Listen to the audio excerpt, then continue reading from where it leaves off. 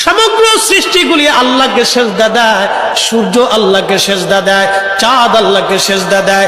নবী বলেন, সাহাবীরা তোমরা কি জানো সূর্য কোথায় যে ডুবে যায়? সাহাবীরা বলেন, আল্লাহু রাসূলু আলাম, আল্লাহ জানে এবং নবী ভালো জানে।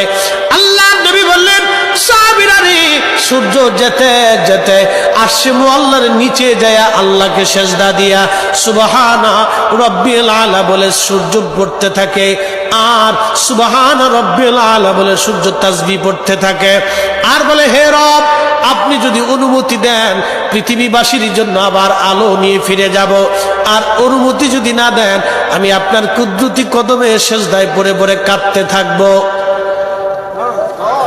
আল্লাহ নবী বললেন, সূর্য থেকে আমার রব অনুমতি দেওয়ার কারণে সকালবেলা তোমরা সূর্যের আলো পাও, কিয়ামতের পূর্ব সময় অনুমতি দেবে না, দেবে না, দেবে না।